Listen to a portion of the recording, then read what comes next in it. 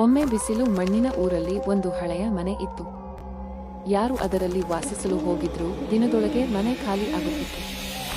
ಊರಿನವರು ಆ ಮನೆಯ ಬಗ್ಗೆ ಮಾತಾಡೋದಕ್ಕೂ ಹೆದರಿದ್ರು. ಮನೆಗೆ ಒಳ ಹೋಗುವ ಹತ್ತಿರವೇ ಒಂದು ಬಣ್ಣ ಕಳೆಯುವ ಸೀರೆ ನಿಂತು ನಗುವ ಹಚ್ಚಿದ ಹುಡುಗಿಯ ಆಕೃತಿ ಕಾಣಿಸಬಹುದು ಅಂತ ಹೇಳುವ ಸುದ್ದಿ ಹಬ್ಬಿತ್ತು. ಒಂದು ದಿನ ಯುವ ಪತ್ರಕರ್ತನಾದ ಕಿರಣ್ ಆ ಮನೆಯ ರಹಸ್ಯವನ್ನು ಬಿಚ್ಚು ಹಾಕೋಣವೆಂದು ತೀರ್ಮಾನಿಸುತ್ತಾನೆ. ತಾನೇ ಅಲ್ಲಿಯ ಕಾರಿಡೋರ್ಗಳಲ್ಲಿ ನಡೆದು ಮೊಳಗುತ್ತಿರುವ ಧ್ವನಿ ಕೇಳಿದಾಗ ಅಚ್ಚರಿ ಹೊಡೆಯುತ್ತದೆ. ಆಕೆಯ ಕೂಗು, ನನ್ನನ್ನು ಬಿಡು ಎಂದು.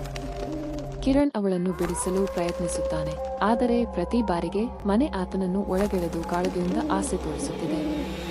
ಕೊನೆಗೆ ಅವನು ಒಂದು ಹಳೆಯ ಐನ ಹಿಡಿದಾಗ ಅದರಲ್ಲಿ ತನ್ನ ಪ್ರತಿಬಿಂಬವಲ್ಲ, ಆ ಸೀರೆದ ಹುಡುಗಿಯ ಮುಖ ಕಂಡನು. ಆ ದಿನದಿಂದ ಕಿರಣ್ ಕೂಡ ನಾಪತ್ತೆ.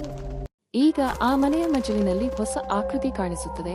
ಕಣ್ಣುಗಳಲ್ಲಿ ಪ್ರಶ್ನೆ ಮತ್ತು ತುಟಿಗಳಲ್ಲಿ ಮೌನ. ನಾನು ಎಲ್ಲಿ ತಪ್ಪಿದೆ?